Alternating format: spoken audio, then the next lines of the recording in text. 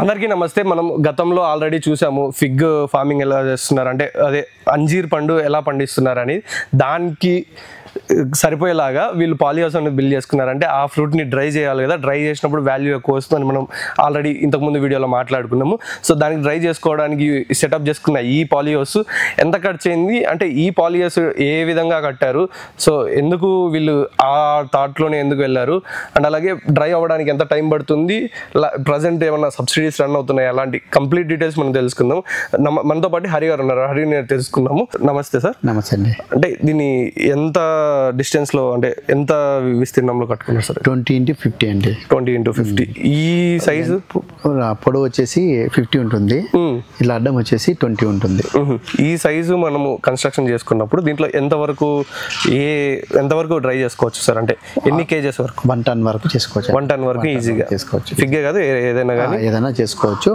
Fig కోసమే ఇది పెట్టామన్నమాట, special గా ఫిగ్ కోసం. రెగ్యులర్ గా మామూలుగా మనం సోలార్ డ్రైయింగ్ యూనిట్ అంటాం. అవును. మీరు నాతో పాలీ హౌస్ అన్నారు. పాలీ హౌస్ అంటే డిఫరెన్స్ ఏముంటుంది? పాలీ హౌస్ అనేది ఏంటంటే మన ప్లాస్టిక్ కవర్తో వస్తుంది అనమాట. ఈ సోలార్ డ్రైయర్ లో బయట టెంపరేచర్ 80, ఫర్ ఎగ్జాంపుల్ 50 ఉంది అనుకో, లోపల 120 టెంపరేచర్ వస్తుంది సోలార్ డ్రైయర్. ఇది పాలీ హౌస్ వచ్చేసి ఏంటంటే బయట 40 ఉందంటే లోపల 60-70 ఉంటుంది. సో డైరెక్ట్ గా ఫ్రూట్ కి ఈ పాలీ హౌస్ నుంచి నీట్ గా డ్రై అవుతుంది అనమాట.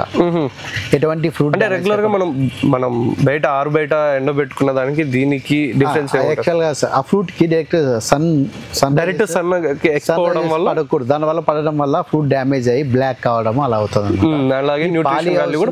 పాలీ హౌస్ లో ఏంటంటే ఫ్రెష్ స్లోగా అది మెల్లగా డ్రై అవుతుంది కాబట్టి దాంట్లో ఉండే హనీ కానీ ఎటువంటి డ్యామేజ్ కాకుండా, కలర్ చేంజ్ కాకుండా ఈ పాలీ హౌస్ లో కంట్రోల్ చేసుకుంటా వస్తుంది అనమాట. హెవీ ఈ మన సోలార్ డ్రై లో అదే టైం హెవీ హీట్ వచ్చేస్తుంది, దానివల్ల బ్లాక్ రావడము, హనీ వేస్ట్ కావడము అలా ఉంటుంది అనమాట. దీంట్లో డ్రై చేసిన తర్వాత 10% మాత్రమే సోలార్ డ్రైయర్ లో చేస్తాం. ఓన్లీ ఫిగ్ అంటే ఫిగ్ డ్రై అవ్వడానికి ఎంత టైం పడుతుంది సార్? మనకి ఫ్రూట్ మెచ్యూర్ అయినప్పటి నుంచి 4 to 5 days లో అంత అయిపోతుంది. 4 to 5 days లో మొత్తం డ్రై అయిపోతుంది. మళ్ళీ తర్వాత ఆ ఫ్రూట్ తీసి ఇంకో ఫ్రూట్ పెట్టుకోవచ్చు. 80% వరకు మనకి డ్రై అయిపోతుంది. మీరు చెప్పిన ఈ సైజు పాలీ హౌస్ ఎన్ని ఎకర్స్ ఫిగ్ పెట్టుకున్న వాళ్ళకి సూటబుల్ సార్? ఇది యాక్చువల్గా 3.5 above 3 acres అండి. Above 3 acres. ఎందుకంటే ఇంకా ఎక్కువ ఉన్న వాళ్ళు పెద్దది కట్టుకోవడం బెటర్. పెద్దది పెట్టుకోవడం సరిపోతుంది. యాక్చువల్గా మనం ఫిగ్ డ్రై చేయాలంటే 3 units కంపల్సరీ ఉండాలి. పాలీ హౌస్ ఉండాలి, సోలార్ డ్రైయర్ ఉండాలి, కోల్డ్ స్టోరేజ్ అయితే ఉండాలి. 3 కోల్డ్ స్టోరేజ్ కూడా 100% కోల్డ్ స్టోరేజ్ ఉండాలి. ఎందుకంటే మన దగ్గర డ్రై అయిన తర్వాత అట్ ఏ టైం మార్కెట్లోకి వెళ్ళిపోవు కదా, దాన్ని ఫ్రెష్ గా అలాగే పెట్టడానికి కోల్డ్ స్టోరేజ్ ఉండాలి. ఈ ఫిగ్ విషయానికి వచ్చినప్పుడు ఫిగ్ ఫ్రెష్ ఫ్రూట్ అమ్మినప్పుడు అండ్ అలాగే డ్రై ఫ్రూట్ అమ్మినప్పుడు దీని మధ్య ప్రైస్ వేరియేషన్ ఎంత ఉంటుంది సార్? ఫ్రెష్ ఫ్రూట్ వచ్చేసి మనకి కిలో వచ్చేసి 70 rupees అలా పోతుంది మార్కెట్లో. బయట మనం డైరెక్ట్ మార్కెట్ కేసాం అనమాట, 70-80 rupees అలా పోతుంది. బట్ ఫ్రెష్ వచ్చేసి ఇది కిలో 5 kilos వచ్చేసి 1 kilo అవుతుంది. 4 kgs 1 kilo వరకు అవుతుంది అనమాట. 4 kgs fresh fruit 1 kilo dry fruit అవుతుంది.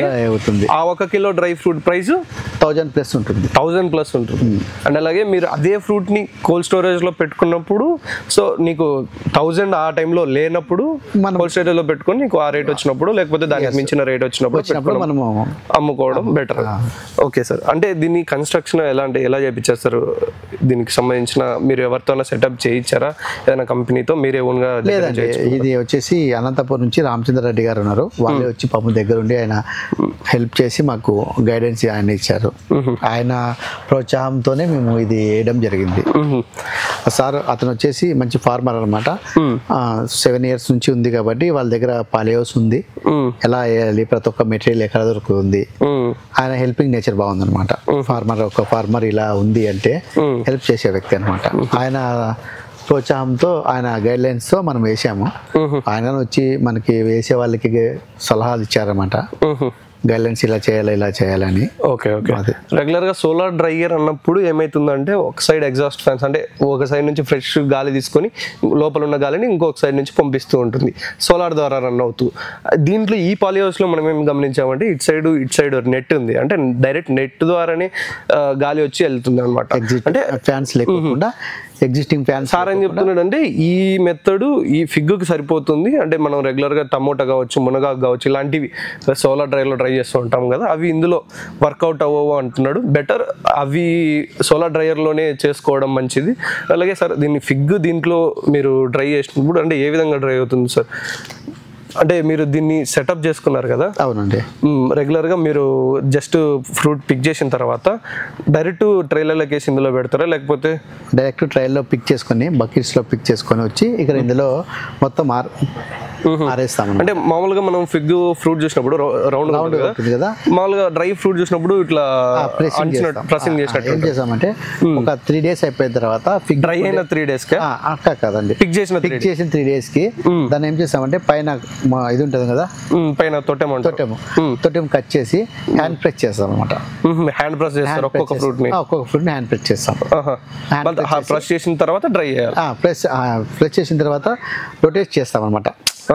దాన్ని ఓకే పైన ఉండే దాన్ని కిందకి ప్రెస్ చేసి మార్చేస్తాం, దాని ఫ్రూట్ లొకేషన్ మార్చేస్తాం అనమాట. కింద పై పక్క ఎక్కువ ఉంటుంది, కింద పక్క తక్కువ ఉంటుంది కదా, మార్చేటప్పుడు పైన కానీ సేమ్ 2 days కంతా అయిపోతుంది అనమాట. ప్రజెంట్ హాఫ్ సీజన్ కాబట్టి సో మొత్తం యూనిట్ ఖాళీగా ఉంది, లేకపోతే ఫ్రూట్ అనేది ఉండేది. సార్ అంటే మామూలుగా దీన్ని ఇంకా ఈ సెటప్ చేసుకున్నారు కదా, ఇంకా ఎక్కువగా పెట్టుకొని తక్కువ సైజులోనే ఎక్కువ డ్రై చేసుకునే ఛాన్స్ ఉంది సార్? అప్పుడు ఏమవుతుందంటే ఈ ఇమ్యూనిటీ తక్కువ వస్తుంది అనమాట ఎక్కువ పెట్టుకోవడం వల్ల. ఈ లెంత్ లో 1 ton వరకే మేము చేసుకున్నాం, 1 ton వరకే. సో మనం ఎక్కువ పెట్టుకున్నామంటే ఏంటంటే ఫ్రూట్స్ ఎక్కువ అయిపోతే టన్నేజ్ ఎక్కువ అయితే ఈ ఇమ్యూనిటీ అనేది తగ్గుతుంది. ఓకే అండ్ అలాగే ఫ్రూట్ డైరెక్ట్ ఇదే నెట్ మీద పెడతారు, లేకుంటే మళ్ళీ ట్రే లాంటిది లేదు, ఇదే నెట్ మీద పెట్టేసి డ్రై చేస్తాం. ఇదే నెట్ మీద పెట్టేస్తాం అనమాట. సో మీరు మార్చిలో అలా వస్తే మళ్ళీ ఒకసారి మనం కావాలంటే కంప్లీట్ ఫిగ్, ఇంకా మనకు ఇప్పుడు ఫ్రూట్ లేదు అండ్ అలాగే డ్రైయింగ్ యూనిట్లో డ్రై ఫ్రూట్ కూడా లేదు కాబట్టి చూపించలేదు. సో అది ఈ పాలీహౌస్కి సంబంధించిన కంప్లీట్ డీటెయిల్స్. సార్ ఇంకొక విషయం మర్చిపోయింది దాకా, సో ఇన్వెస్ట్మెంట్ ఎంత అయింది సార్?